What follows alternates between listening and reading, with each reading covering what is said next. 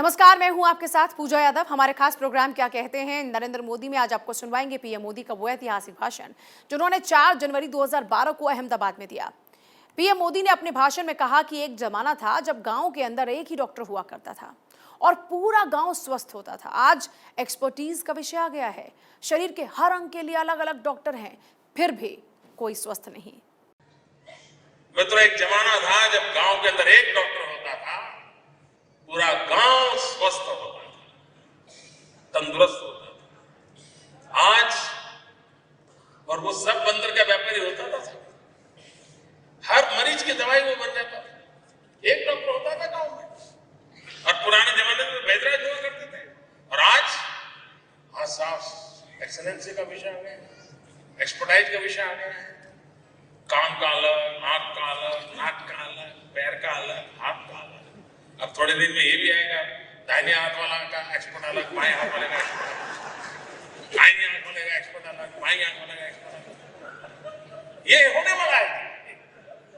ये सब होने के बाद भी तंदुरुस्ती का क्या होगा, स्वास्थ्य का क्या होगा? बिल तो बढ़ता चला जा रहा है मित्रों, लेकिन उसके दिल पर बोझ भी बढ़ता चला जा रहा है। क्या हम बैठ करके इसके रास्ते खोज सकते हैं? इतना बड़ा देश है, हम कोई धनी देश नहीं है, गरीब देश है। गरीब देश है तो हम कैसे व्यवस्थाएं करें? और हर समस्या का समाधान होता है, हर समस्या का समाधान खोजा जा सकता है। और मैं मानता हूं इस प्रकार के टैलेंटेड लोग मिले हो, क्या कुछ देश को नहीं दे सकते? कितना सामर्थ्य पर्याप्त है। और मुझे विश्वास है 3 दिन के आपके समारोह से जब जाएंगे, कम से कम मेरी धरती को कुछ दे करके जाएंगे और उसमें से हम कुछ सीखेंगे और हम सरकार में लाने का प्रयास करेंगे। कमलदा को चिंता थी गरीब पेशेंट का क्या होगा, मुझे अच्छा लगा क्योंकि इतने बड़े बड़े डॉक्टर गरीब पेशेंट की चिंता करें तो फिर प्रॉब्लम ही नहीं रहेगा, सरकार की जरूरत नहीं पड़ेगी। लेकिन मैं मानता हूं कि कुछ चीजें की जा सकती है। गुजरात इज ए स्टेट जिसने पब्लिक प्राइवेट पार्टनरशिप के मॉडल को बहुत बड़ा बल दिया और मैं मानता हूं कि सरकारों ने हेल्थ सेक्टर में पब्लिक प्राइवेट पार्टनरशिप के मॉडल की तरफ जाना पड़ेगा। ये सरकार अस्पतालें बनाएगी, सरकार डॉक्टरों को तैयार करेगी, डॉक्टरों को रखेगी और जैसा शरीर जी बता रहे थे, सिर्फ ह्यूमन रिक्वायरमेंट को पूरा करने को 2031 आ जाएगी, 2031। अब मैं तब तक बीमार हो नहीं सकता हूं, I'll have to wait। मैं ये कह रहा हूं कि स्थिति का सामने कैसे उपाय किया है। जैसे हमारे यहां ह्यूमन डेवलपमेंट इंडेक्स में है, भारत जैसा देश 127 नंबर पे खड़ा है दुनिया में। हम 127 नंबर पर खड़े हैं ह्यूमन डेवलपमेंट इंडेक्स। और उसका एक मुख्य कारण है माता मृत्यु दर, शिशु मृत्यु दर।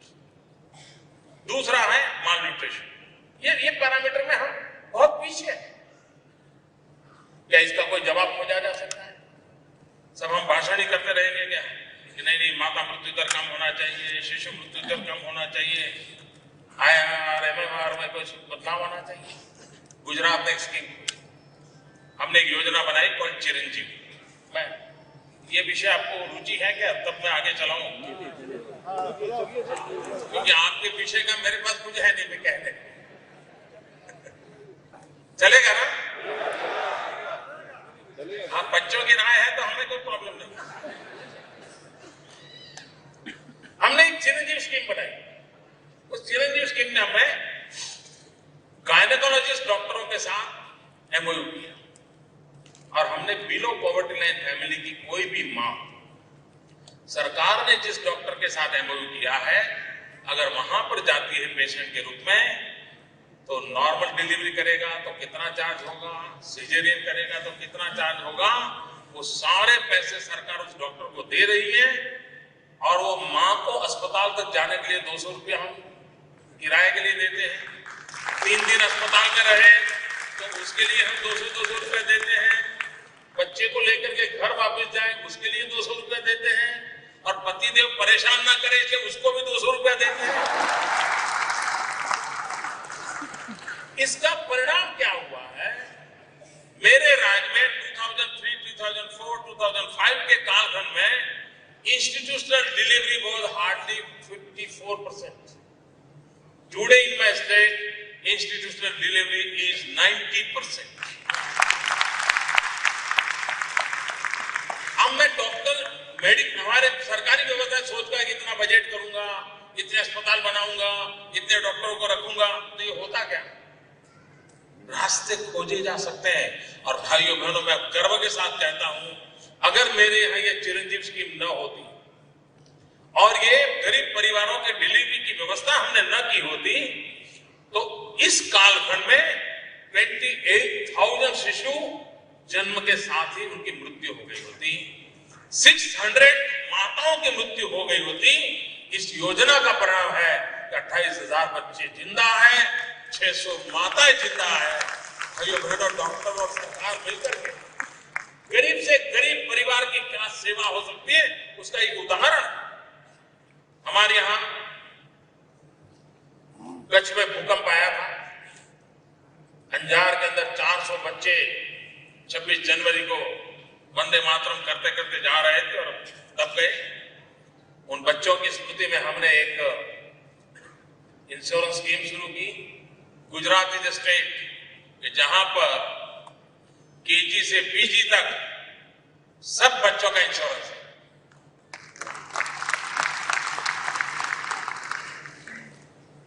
उसके कारण एक कॉन्फिडेंस लेवल आता है।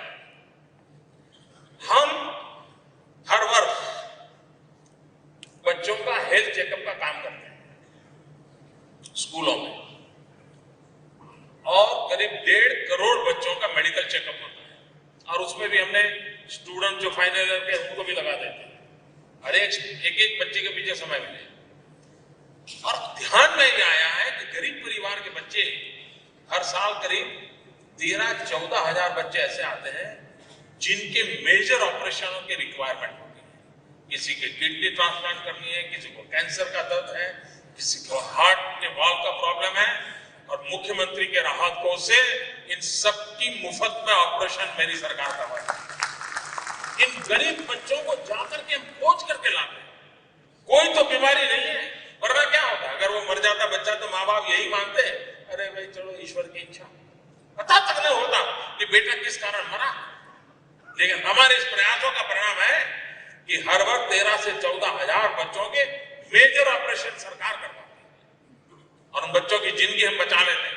अगर आपको यहाँ मौका मिला तो वीएन मेहता अस्पताल हुआ, हार्ट की अस्पताल है हमारी, एक पूरा वार्ड इन बच्चों के लिए, जिससे हमें 1 रुपया लेना नहीं, लेकिन उन बच्चों की जिंदगी बचाने और गरीब परिवार के बेटे, छोटे छोटे बालक, हम उनके लिए एक योजना बनाई है।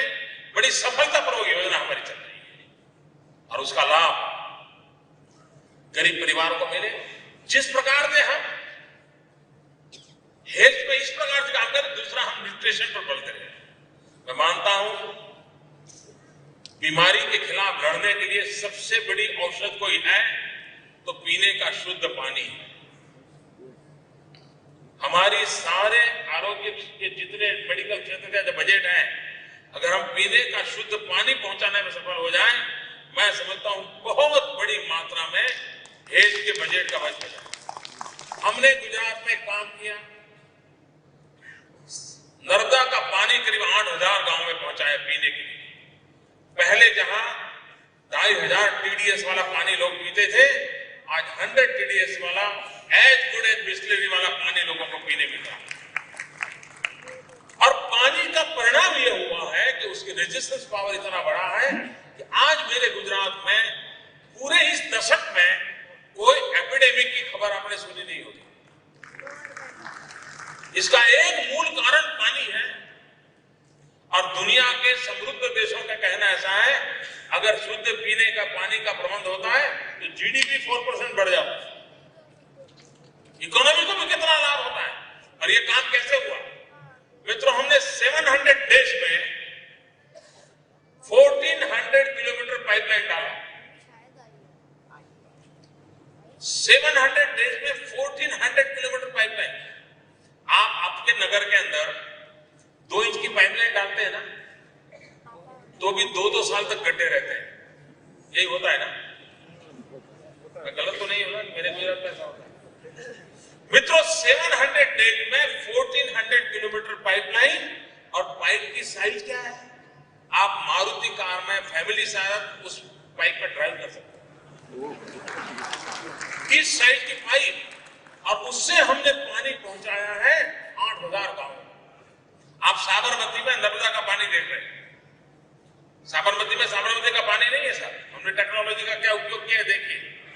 और उसके कारण मेरे यहां अहमदाबाद में आज 100 TDS का पानी टैप में मिलता है। और उसके कारण मेरे यहां 7 दिन लगातार बारिश रहने के बाद भी बीमारी का वो माहौल खड़ा नहीं होता। आज से 6 साल पहले अगस्त सितंबर में किसी डॉक्टर को मिलने जाओ तो वो ये कहता था अभी सीजन बहुत ज्यादा है, मैं नहीं आ सकता। हाँ, डॉक्टर ये कहते थे। लोग बीमार है तो वो कहते सीजन है, अच्छे दिन आए वो। अभी बोले बहुत अच्छे दिन है मोदी जी, अभी मैं नहीं आ सकता। मित्रों, पिछले 6 साल से अगस्त और सितंबर में मेरे अहमदाबाद का डॉक्टर कहीं रिश्तेदारी में जाना है तो आजकल जा सकता है, फुर्सत है उसकी। मित्रों, हेल्थ के विषय में प्रिवेंशन में दूसरा है माल न्यूट्रिशन। भारत जैसा देश, हमने इसमें एक जन आंदोलन खड़ा किया। हम फोर्टिफाइड आटा, फोर्टिफाइड मिल्क, फोर्टिफाइड ऑयल, गरीब परिवार के घर में फोर्टिफाइड व्यवस्थाएं कैसे पहुंचे और उसके कारण वो माल न्यूट्रिशन से कैसे बाहर आए, उस पर हम काम कर रहे हैं। हम किशोरी जो लड़कियां हैं छोटी छोटी, मां बनने से पहले उसका फिजिकल डेवलपमेंट कंप्लीट हो, उसके लिए क्या व्यवस्था, उसकी चिंता कर रहे हैं। और ये सब गरीब परिवार है दोस्तों, ये कोई अमीर परिवारों की मैं बात नहीं कर रहा हूं। हम न्यूट्रिशन एक बहुत बड़ी चैलेंज है मेरे हिसाब से। हम उसमें लगे हैं कि 2 कारण है। कुछ लोगों को न्यूट्रिशन का प्रॉब्लम इसलिए है कि खाना मुहैया नहीं होता हो। कुछ लोगों का इसलिए प्रॉब्लम है कि वो हेल्थ कॉन्शियस नहीं है, ब्यूटी कॉन्शियस है। और ज्यादा बड़ी समस्या ये हो गई है, कोई भी माँ बेटी को कहे बेटी दूध पी लो तो बेटी मना कर रही है, दूध नहीं पीऊंगी, क्यों? मोटी हो जाऊंगी तो। और माँ और बेटी का घर में झगड़ा यही चलता रहता है। और ये सारे बच्चे, अमीर घराने के बच्चे, माल न्यूट्रिशन के शिकार हो रहे हैं। उनके चेहरे पर कोई चमक नहीं। ये सब प्रिवेंशन के लिए करने वाले काम है। मैं समझता हूं सरकार का ये प्राथमिक दायित्व है और उस काम पर हम बल दे रहे हैं। जहां तक मेडिकल एजुकेशन का सवाल है, सरीन जी कह रहे थे मोदी जी इंडस्ट्री में पैसे लगाओ मत, इसमें लगाओ। मैं आपकी सलाह को पहले से बता दूं, ये मेरा राज्य ऐसा है कि जो इंडस्ट्री में एक नया पैसा लगाता नहीं, एक नया पैसा नहीं लगाता हूं जी। वो रतन टाटा लगाते हैं जी, हम नहीं लगाते, हम नहीं लगाते। और मैं गुजरात में मुख्यमंत्री बना उसके पहले मेरे यहां जितनी मेडिकल एजुकेशन के लिए सीट थी, आज करीब करीब 2.25 गुना हो गई, मोर देन डबल। और अभी हमारी 7 मेडिकल कॉलेज की अर्जियां पेंडिंग पड़ी है सलीम साहब के पास, वो अभी यहां साइन करके जाइए। हम बजट खर्च करने तैयार है साहब। सबसे बड़ी रुकावट यही है